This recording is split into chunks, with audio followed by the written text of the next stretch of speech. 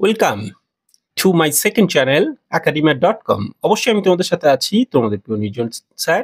প্রথম ভিডিও পর্বে আমি সমস্ত মোস্ট ইম্পর্টেন্ট বড় কোশ্চেন্স ভূগোলের 5 নম্বর এই যে বিভাগে আসে প্রাকৃতিক এবং আঞ্চলিক থেকে চারটে 8টা পরে করতে হয়, কিন্তু 4টে, তো 4 5 20 তার সাজেশনস পর্ব এখানে জানিয়েছিলাম, যেগুলো মোস্ট ইম্পর্টেন্ট এখানে দেখে নাও। বায়ুর ক্ষয়কাজের ফলে গঠিত 4টি ভূমিরূপ, হিমবাহের ক্ষয়কাজের ফলে, এইভাবে দিয়েছি। তার উত্তর পর্ব আজকে জানাবো। দেখো, শুষ্ক অঞ্চলে বায়ু জলধারা মিলিত সঞ্চয় কাজের ফলে, হিমবাহ জলধারা মিলিত ক্ষয় কাজের ফলে, সঞ্চয় কাজের ফলে গঠিত ভূমিরূপ। তারপরে বায়ুচাপ মণ্ডলের সঙ্গে নিয়ত বায়ু প্রবাহ সম্পর্কে চিত্রসহ আলোচনা করতে বলছে। পৃথিবীর নিয়ত বায়ু প্রবাহগুলির উৎপত্তি, সেগুলো ব্যাখ্যা করতে বলছে। বায়ুমণ্ডলের ট্রোপোস্ফিয়ার স্ট্র্যাটোস্ফিয়ার বৈশিষ্ট্যগুলো, অথবা এই প্রশ্নটা ঘুরিয়ে দেয় এইভাবে, জোয়ার ভাটার সৃষ্টির কারণ, বায়ুচাপের তারতম্যের কারণ। এগুলো গেল প্রাকৃতিক বিভাগ। আঞ্চলিক বিভাগের যেখানে আরো দুটো করতে হয়, এখানে 4টে পড়বে। পূর্ব উপকূলীয় ও পশ্চিম উপকূলীয় সমভূমির মধ্যে পার্থক্য, ধান, গম, চা, আখ ইত্যাদি অনুকূল ভৌগোলিক পরিবেশের মধ্যে কোন একটা পড়বে 100%। আর পূর্ব মধ্য ভারতে লৌহ শিল্প গড়ে ওঠার কারণ। আর পরের পেজে আমি তোমাদের জানিয়েছিলাম যেখানে পশ্চিম ভারতে কার্পাস বহন শিল্পের একদেশী ভবনের কারণ, আর ভারতে নগর গড়ে ওঠার প্রধান কারণগুলি আলোচনা করতে বলছে। আর ভারতীয় জলবায়ুর নিয়ন্ত্রক বা প্রধান বৈশিষ্ট্যগুলি লেখো, এই প্রশ্নগুলো। তো আমি এখন চেষ্টা করব এই প্রশ্নগুলো, যেমন বায়ুর ক্ষয়কাজের ফলে গঠিত 4টি ভূমিরূপ আলোচনা করো। যেমন এখানে আমার উত্তর করে দেওয়া আছে, দেখো তোমাদের জন্য। তো কিন্তু আমি একটু বলবো, এই যে গৌড় বা গাড়া আমি দিয়েছি, এখানে কিন্তু তোমরা বই দেখে একটু ছবি দিতে পারলে 100% মার্কস ক্যারি করা যায়, কেননা চিত্র সহ বলে। আমি জাস্ট লেখাটা করে রেখে, সেটা মনে রেখো। উদাহরণের সাথে দিতে হবে, আর নিচে একটা ছবি দিয়ে দেবে। ছবিটা যে খুব বেটার হতে হবে এরকম না, মোটামুটি দিলেই হবে। পরীক্ষা বুঝবেন যে হ্যাঁ, ছেলেটা চেষ্টা করেছে বা বুঝেছে যে এটা এই আঁকা। তো এই জন্যই সেরকম করে করবে। জীবজ্ঞান বা জাইজ্ঞান কারোর বই থাকবে, যেমন 2টো 4টে করতে বলে বা 5টা পয়েন্ট দিলেই হবে। পরের পেজে চলে আসো।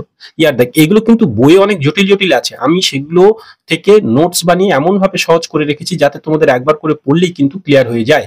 যেমন ইনসেলবার্স বাকি অংশগুলোকে দেখো, উদাহরণ দেখো। এবার অপসারণ গর্ত, সেটাকে দেখো, উদাহরণ এখানে দেওয়া আছে। তো এইভাবে এটা হয়ে গেল তোমাদের, মানে বায়ুর ক্ষয়কাজের ফলে গঠিত ভূমিরূপ।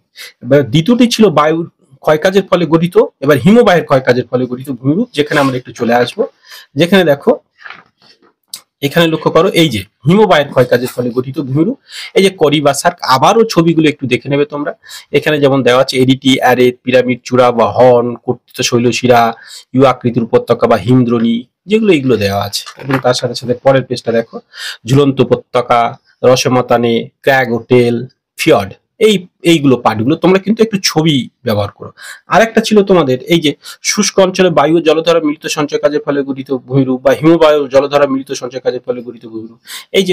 এই যে নদী সঞ্চয় কাজের ফলে গঠিত ভূমিরূপ, উচ্চ নিম্ন গতিতে নদী, এই একটা যেমন দেওয়া আছে এইটা। এবং এর সাথে সাথে তোমরা সাধারণত সচরাচর ওগুলো দেখলে হিমবাহের, যেমন এইটা একটু আসছি পরে। তার আগে এই যে পর্বত পাদদেশে হিমবাহ জলধারা, এই প্রশ্নটা একটু আগে দেখলে না, তো এটা একটু দেখে নাও, এর উত্তরগুলো একটু দেখো। এইগুলো সচরাচর কিন্তু একটু ছবি সহ দিতে বলে, তাতে তোমাদের একটু বেটার হয়, ওতে ফুল মার্কসটা ক্যারি করা যায়। কিন্তু বুঝতে পেরেছো, এটা চিত্র সহ দিলে একটু বেটার হয়। তো যাই হোক, দেখে নাও, ড্রামলিংটাকে দেখো, তারপরের পার্টটাকে একটু দেখে নাও। তো এইভাবে এবার আমি পরের কোশ্চেন্সে আসছি। যেমন বায়ুর ক্ষয়কাজ তো বলেছি, আর এই একটা প্রশ্ন, এটা একটু বলি। এইটা কিন্তু আমি স্তর বিন্যাস করে রেখেছি এইখানে। এই বায়ুমণ্ডলের ট্রোপোস্ফিয়ার স্ট্র্যাটোস্ফিয়ারের বৈশিষ্ট্যগুলো আলোচনা করতে বলছে, উষ্ণতার তারতম্য অনুযায়ী বায়ুমণ্ডলের স্তর বিন্যাস করো।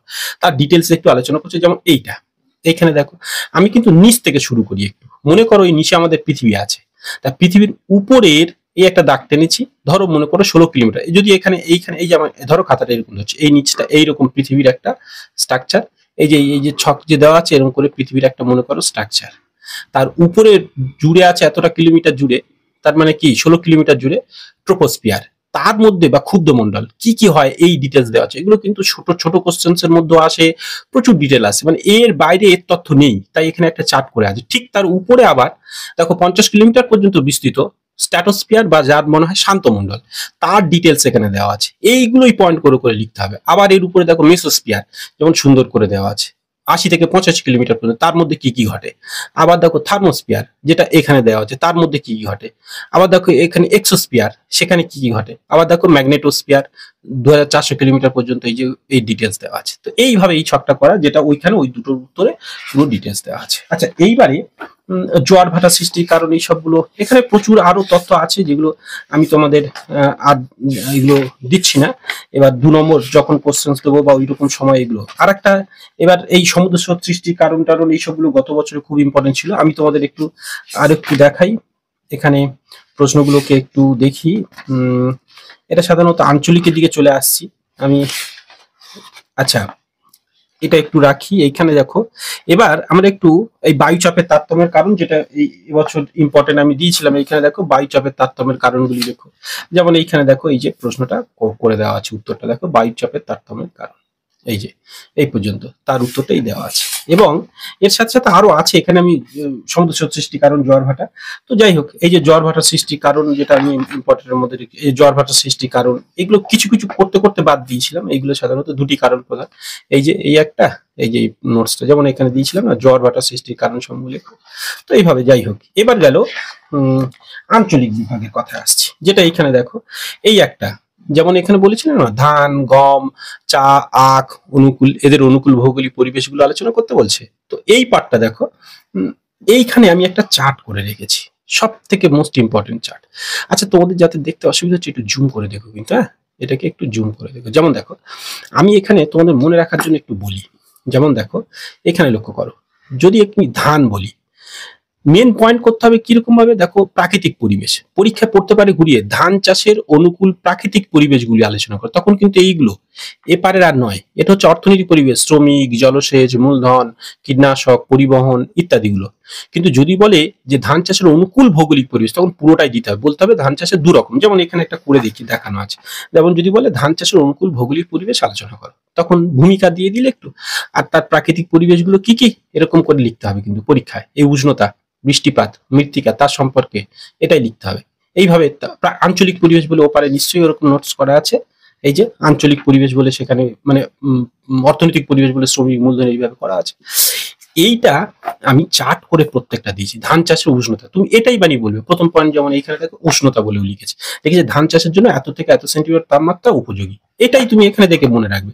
ধান চাষের জন্য উষ্ণতা এত, বৃষ্টিপাত ধান চাষের জন্য 100 থেকে 200 সেন্টিমিটার বৃষ্টিপাতে ধান চাষ ভালো হয়, এটা বানিয়ে বলবে। মৃত্তিকা সাধারণত উর্বর পলি মাটিতে ধান চাষ ভালো হয়, এইটুকুই করে শুধু বলবে। এইভাবে আমি এটা কমপ্লিট করে দিয়েছি। এইভাবে একটা ছক দেওয়া আছে বইয়ে। তো সেইভাবে গম চাষের জন্য চারটা এরকম করে, পয়েন্ট কিন্তু সবার একই, বুঝতে পারছো, তার একটু ডিটেলস দেওয়া আছে। এইগুলো তুমি বানিয়ে দিতে পারো। আরেকটা কথা বলি, এইখানে তাপমাত্রা সামান্য পার্থক্য হলেও না পরীক্ষক কাটবেন না। বিভিন্ন বই বিভিন্ন, কারোর থেকে 20 থেকে 30, তো কারোর বই দেখবে 25 থেকে 35 ডিগ্রি এরকম করে লেখা থাকবে। ফলে এই মেন জিনিসটা রাখলেই হবে। একটু মনে রাখতে হবে, শুধু কাছাকাছি থাকতে হবে। দেখে নাও চা কফি প্রত্যেকটা আমি করে দিয়েছিলাম এইভাবে। তো এই তো একটা চার্ট, তাই না? পুরো দেখো মিলেট যেগুলো ইম্পর্টেন্ট, এইটা স্ক্রিনশট নিয়ে রাখলে সারা জীবনের জন্য কাজে লাগবে এবং সবার কাছে এটা মোস্ট ইম্পর্টেন্ট। একটাই চার্ট, এই পয়েন্টগুলো মুখস্থ করতে পারলেই যে কোনোটাই পড়ুক, একটা তো 100% পড়বেই, যে কোনো একটা পড়ুক, তার ছকটা বসিয়ে দিয়ে আসবো, লিখবো সেটা নিশ্চয়ই সেই পয়েন্টগুলো এরকম করে করে লিখবো। বুঝতে পারলাম কি? তো চলো এবার আমি পরেরটাতে আসি। তাহলে এবার কি বলেছিলাম, পূর্ব উপকূল ও পশ্চিম উপকূলের এই যে সমবাহু, এটা একটা বৈশিষ্ট্য। তো এটা আমি একটু দেখাই কোথায় আছে, তো আমাদের একটু নিশ্চয়ই খুঁজতে হবে। এই যে এইখানে দেখো, এই যে পশ্চিম উপকূলের সমভূমি, পূর্ব উপকূলের সমভূমির মধ্যে একটা তুলনামূলক পার্থক্য দিতে বলেছে। এই যে পার্থক্যটা পয়েন্ট করে করে সুন্দর করে দেওয়া আছে, যেটা তোমরা একটু দেখে নাও। তো লক্ষ্য করো এই যে এইগুলো দেখেছো, পুরো স্ক্রিনশট নিতে পারবে। ঠিক আছে, এটা একটু দেখে নাও। এবার এর সাথে সাথে আমরা একটু অন্য প্রশ্নে যাব, একটু দেখে নিই আমি প্রশ্নগুলো। ঠিক আছে, আর যে প্রশ্নটা ইম্পর্টেন্ট দিয়েছিলাম সেটাকে একটু, ভারতীয় কৃষির বৈশিষ্ট্য, যেগুলো কিন্তু তোমাদের অনেক পড়ার চান্স থাকে, ওগুলো কিন্তু ছোট কোশ্চেন হিসাবে দেখে নেবে। ভারতীয় কৃষির সমস্যা এগুলো একটু দেখো। হ্যাঁ, এই যে পূর্ব ভারত ও মধ্য ভারতের লৌহ ইস্পাত শিল্পের কেন্দ্রীভবনের কারণ, যেটা একটু আগে দিয়েছিলাম, তার উত্তরটা দেখো এখানে দেওয়া আছে। একটু দেখে নাও, পয়েন্টগুলো স্ক্রিনশট নিয়ে নিতে পারো তোমরা। ঠিক আছে, এই যে বন্দর, শ্রমিক, এই সবগুলো ছোট্ট ছোট্ট লিখতে হবে, পুরো ডিটেলস লেখার কোনো প্রয়োজন নেই। এই যে হয়ে গেল। এইবার এই যে পশ্চিম ভারতে কার্পাস বন শিল্পের একদেশী ভবনের কারণ, এইটা এইখানে কম আছে, কিন্তু আমি এখানে আবার বড় করে আছে, আমি তোমাদের দেখা। পশ্চিম ভারতে কার্পাস বন শিল্পের একদেশী ভবনের কারণ, এটা 2 বছর পরেনি, এবছর মোস্ট ইম্পর্টেন্ট কিন্তু। হ্যাঁ, তো দেখো আমি একটু একটু আগিয়ে যাচ্ছি, পয়েন্টগুলোকে দেখো এইভাবে। তো এগুলো তো বড়ার নিশ্চয়ই প্রচন্ড সময় পাবো না, তো তোমরা একটু দেখে নিতে হবে, এই হচ্ছে তার কথা। পরের পেজে দেখো কিছুটা আছে, এই যে তার সাথে সাথে আবার এই ফের আবার লেখা আছে, এটাকে দেখতে পাচ্ছ? এই যে সুন্দর করে যেটা একটু আগে দেখালাম এরকম ভাবে। এই যে এবার আমাদের এই যে এইগুলো তো সব হয়ে গেল না, এই যে আঞ্চলিক বিভাগ এই যে যেগুলো বলছিলাম এগুলো সব হয়ে গেছে। এবার আমরা এপারে এটা বলে দিয়েছি। এবার ভারতের নগর জলবায়ু নিয়ন্ত্রকগুলো এগুলো জাস্ট একবার দেখে নাও তোমরা।